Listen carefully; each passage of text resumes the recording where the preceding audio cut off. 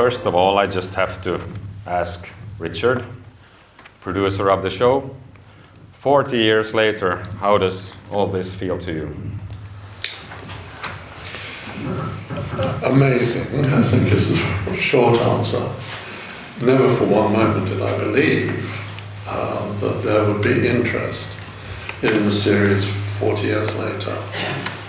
In a series which, for me, was wonderful, agonizing, depressing, of course, but astonishing. And we're reminded of that in the trailer that we've just seen. And thank you. I don't know who did the trailer, but great job. Yeah, I was thinking that. Put the music to good effect.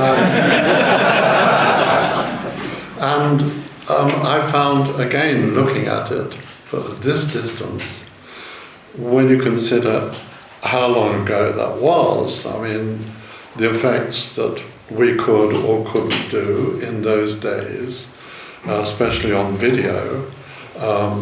We all know, of course, that film people had been doing comparable effects for many years, but nobody had been doing it on analog television. If we'd known that digital was so close, I think I would have put the whole thing off for 10 years.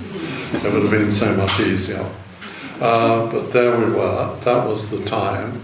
It had already taken me 15 years to sell the idea. And as I said, to think that 40 years later there would still be fans and indeed cast and crew all gathered here today enjoying this event, which I am enjoying already enormously. And I must thank you all for coming. Brilliant answer. Thank you, Richard.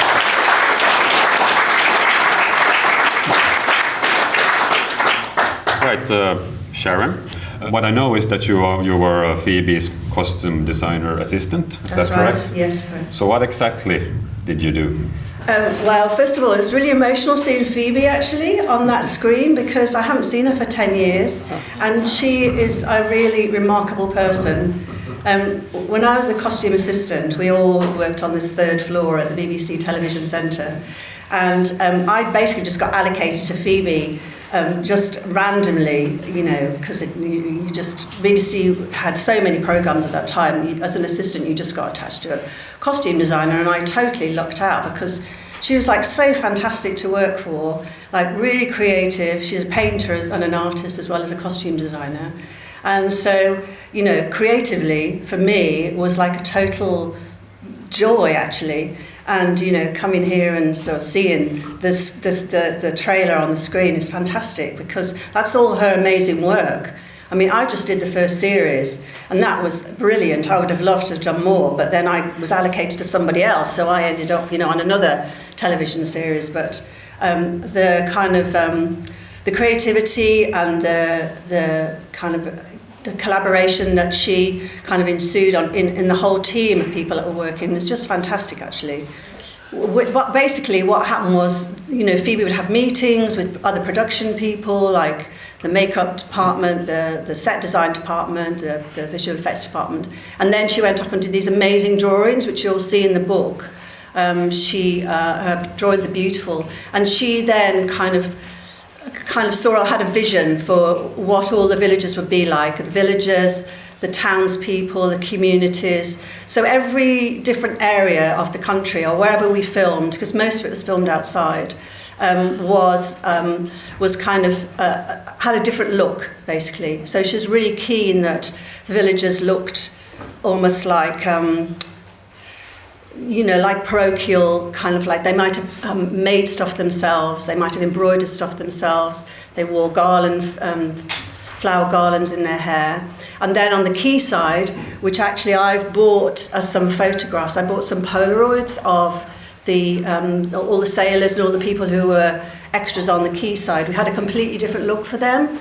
And then, you know, in the mountains, there was a completely different look again. And Phoebe said when she went to Switzerland, she basically knocked on doors and actually asked people for their folk costumes, as long as they were kind of like worn and not brand new, because the whole thing about going to, you know, being 2089 was that, you know, there's no technology, and Phoebe was really keen, like no zips. You have no zips whatsoever. So it had to be like buttons, and it had to be like cords and string and wool and cotton and linen and all sorts of natural fibres which we could break down. Now, I could talk about the breaking down process for a long time, but we had to age everything. So we had to use dyes. Tea is brilliant. Tea, different strengths of tea. You just dip things in that are white, and then they come out sort of beige.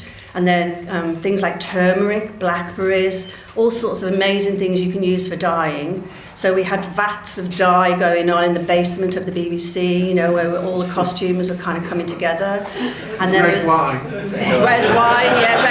good dye. That's a good dye. And then there was a guy called Alex who used to be constantly in a mask, you know, using car sprays and really like mad things, because like health and safety was not an issue at that point in time. It was completely ignored, you know. So it was a very lovely, creative process of gathering costumes from all over the place. We went to, BBC costume store, different costume houses, equivalent to car boot sales, I suppose, charity shops, gathering all this stuff and then aging everything. There was almost nothing new, and if anything was new, then we aged it. We kind of made it look like it had been worn and it was old, and it was, you know, of the area that we were filming in, basically. Have you done it to me? Well, that's another thing. We were all very young. I was 28, and you know, but it was a fantastic thing to work on creatively for me as a young costume assistant, and to work in with someone like Phoebe. It was just, well, you know, you can see it yourself. You know, the costumes are brilliant, and they really are a really big part of the look of the tripods. And I'm really sorry that I couldn't do the second series, basically. Is that enough? Yes, definitely. Thank you.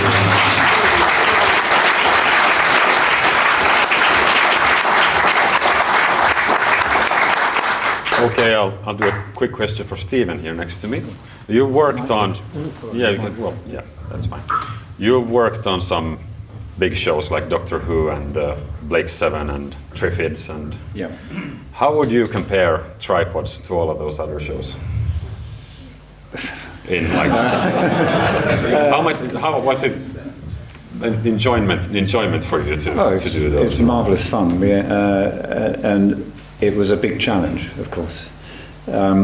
And as Richard said, you know, we were shooting on videotape, and you know, that brought significant difficulties in what we could and couldn't do. And I'll mention the legs, because I'm sure they'll come up. Somewhere along the line, I thought it would be a good idea, if to show true scale and you could have actors working around, I should build some full-size legs.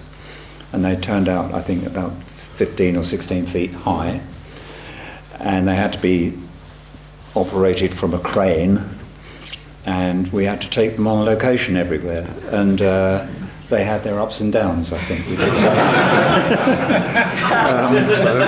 And you know, it might not have been one of my better choices, but actually we did it. It worked, and I think, you know, there are some tales to be told about the whole filming, and it was great. We had really great fun, and I'm sure Richard will probably have thought we were a bunch of cowboys as we were. Some of the things we were doing were what you'd call heavy lifting. Right. But good fun. Made some nice friends, including Phoebe, which we kept in touch for a bit. But good. Cool.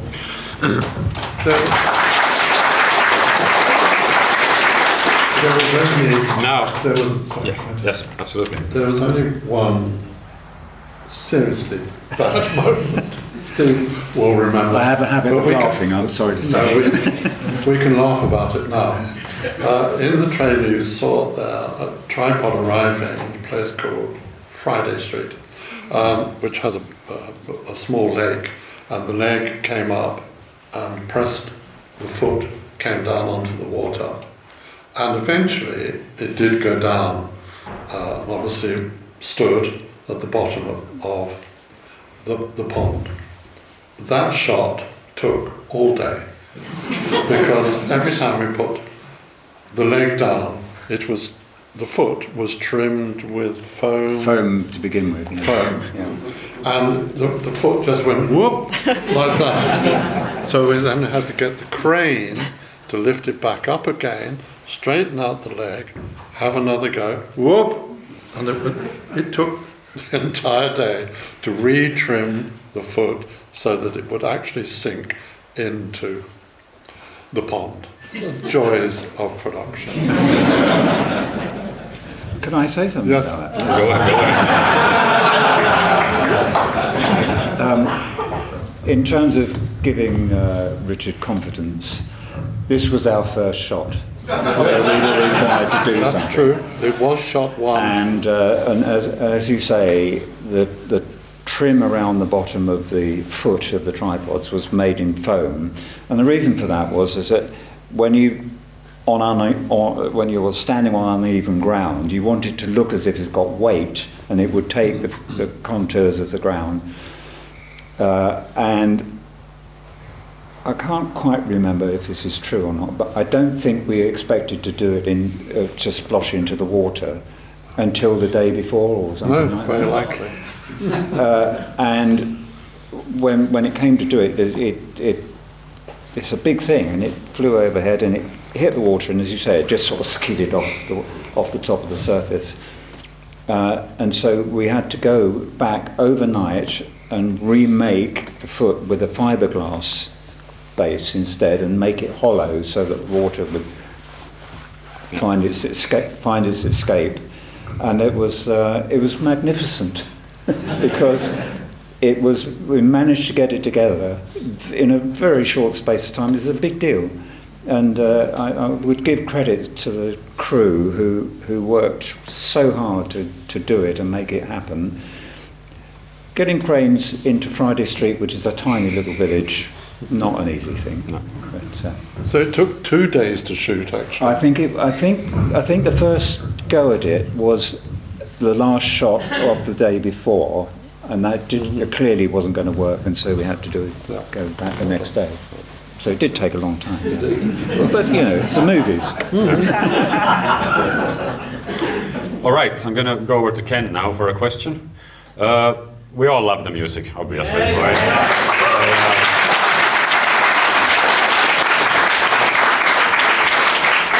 I'm interested in knowing, was it, like, compared to other music you've done, was it challenging? Did it take a lot of time for you to get the soundtrack sorted? Can I tell another story? You have to ask Ken.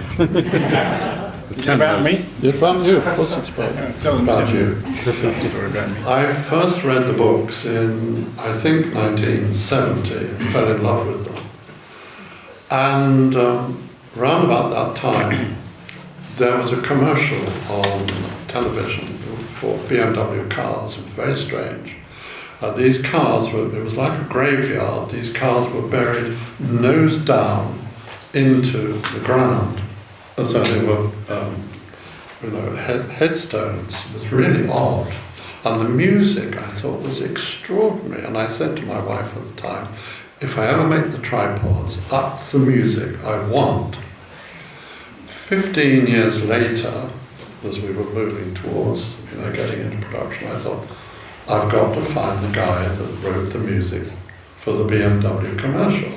So I got on to BMW's representatives in London, and they said, oh yes, I remember. Well, hardly anybody did remember. I said, we think it was shot in Germany, and I thought, oh God, I've got to go to Germany to find this composer. Anyway, they said, we'll make inquiries, and they came back a few days later, and they said, no, it turns out the music was actually written by an Englishman, I said, oh, that's a relief, thank you very much. Do you have any contact details? Now, I was already at Television Centre, and they gave me the address, Ken's address, and I looked at it and I thought, he only lives a mile up the road. So I went to see him, and I mean, I can't overpraise Ken's contribution to the series. It's brilliant, brilliant music, all done in his front room with amazing equipment all around him. Where the rest of the family slept or ate, I do not know, but Ken, 5 stars, no 6.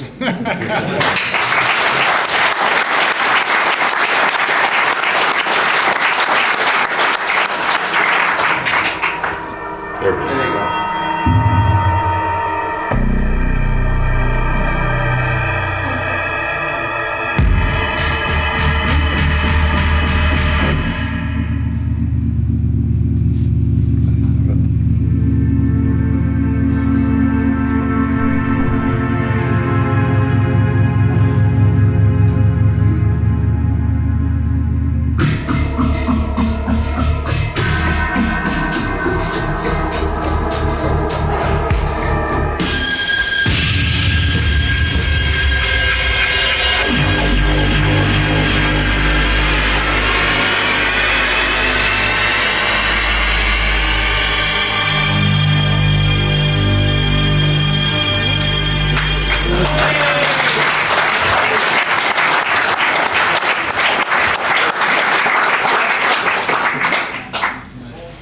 Yeah, that was BMW.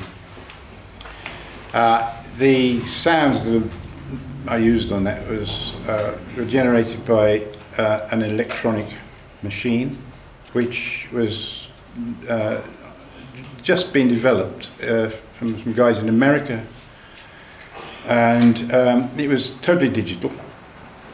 It cost £13,000, which was about the same price as my house.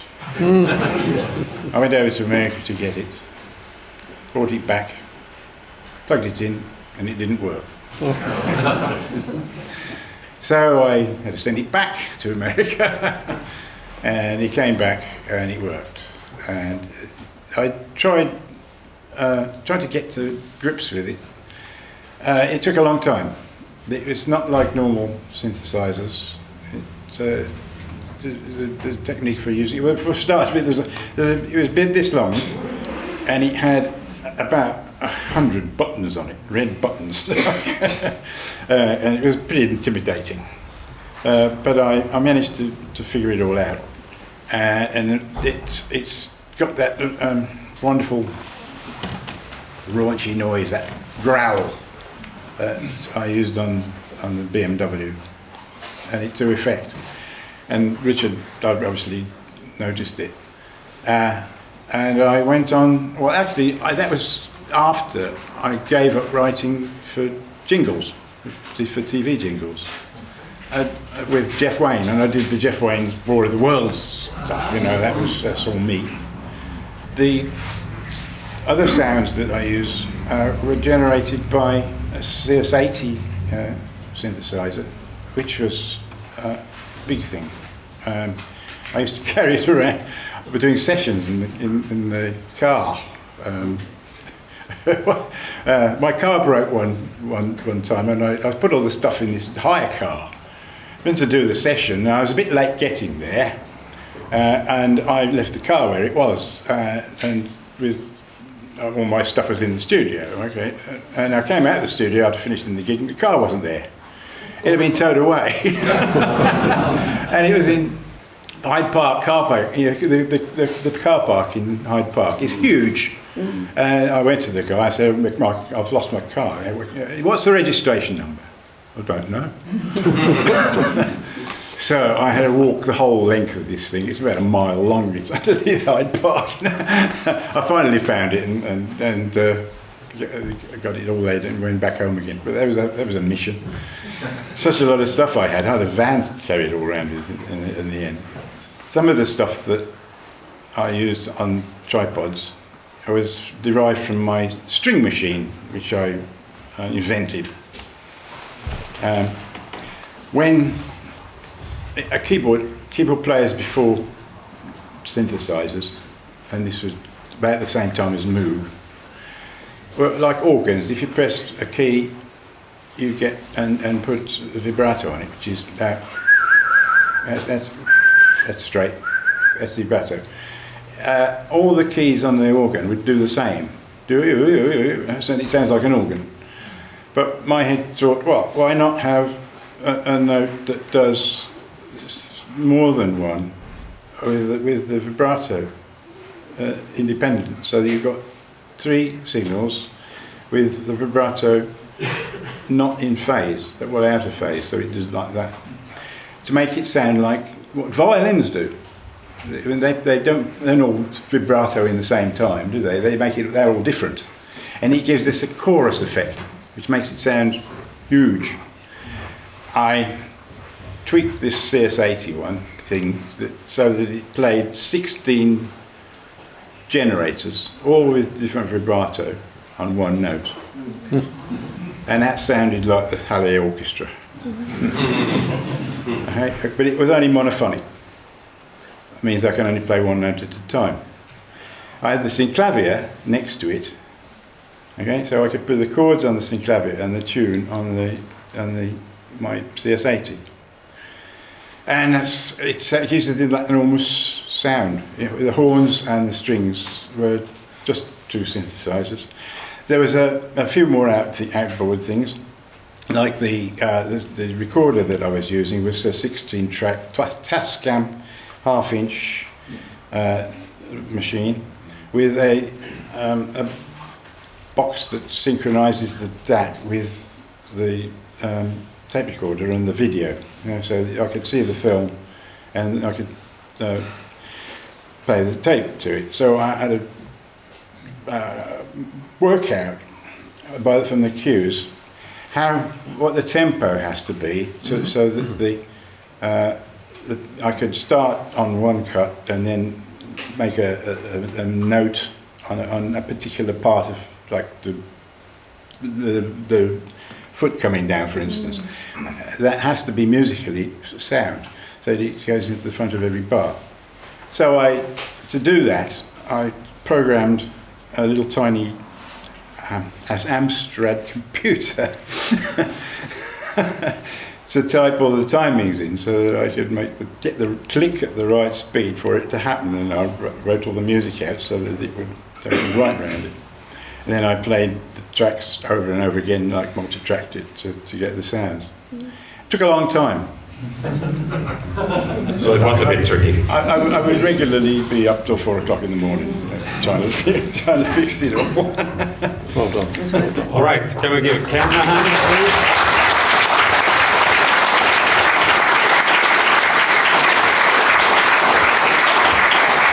Unfortunately, we have a timetable and we don't have any time for audience questions during this panel. I want to thank all of you for coming today. Big hand.